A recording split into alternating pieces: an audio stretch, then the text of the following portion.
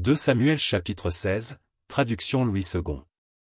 Lorsque David eut un peu dépassé le sommet, voici, Tsiba, serviteur de Mephibosheth, vint au-devant de lui avec 2 ânes bâtés, sur lesquels il y avait 200 pains, 100 masses de raisins secs, 100 de fruits d'été, et une outre de vin.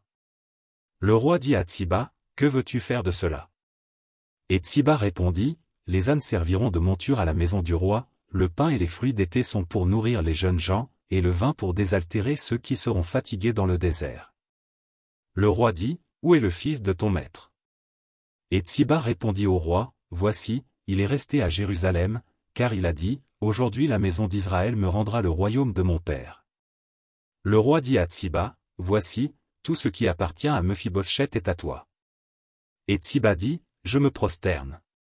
Que je trouve grâce à tes yeux, ô roi mon seigneur. » David était arrivé jusqu'à Bachurim. Et voici, il sortit de là un homme de la famille et de la maison de Saül, nommé Shimei, fils de Guéra. Il s'avança en prononçant des malédictions.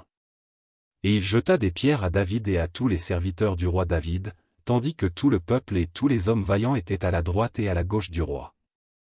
Shimei parlait ainsi en le maudissant, « Va-t'en, va-t'en, homme de sang, méchant homme.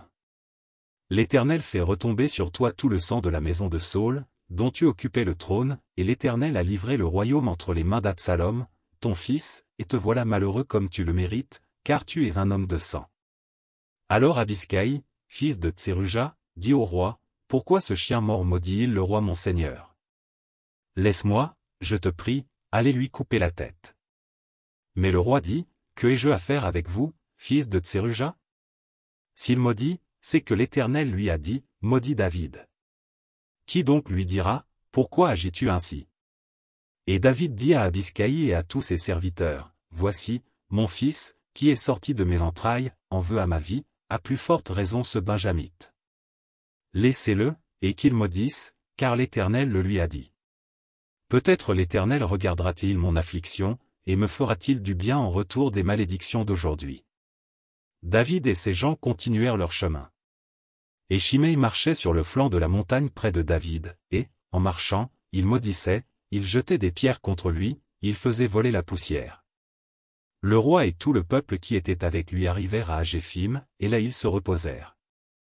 Absalom et tout le peuple, les hommes d'Israël, étaient entrés dans Jérusalem, et Achitophel était avec Absalom. Lorsqu'Uscaï, l'Archien, ami de David, fut arrivé auprès d'Absalom, il lui dit, « Vive le roi! Vive le roi !» Et Absalom dit à Uscaï, « Voilà donc l'attachement que tu as pour ton ami. Pourquoi n'es-tu pas allé avec ton ami » Uscaï répondit à Absalom, « C'est que je veux être à celui qu'ont choisi l'Éternel et tout ce peuple et tous les hommes d'Israël, et c'est avec lui que je veux rester. D'ailleurs, qui servirai-je? Ne sera-ce pas son fils?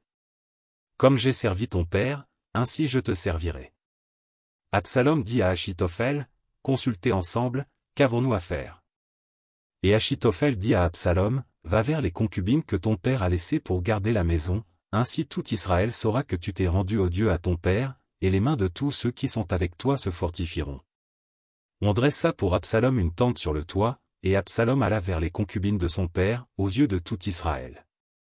Les conseils donnés en ce temps-là par Achitophel avaient autant d'autorité que si l'on eût consulté Dieu lui-même. Il en était ainsi de tous les conseils d'Achitophel, soit pour David, soit pour Absalom.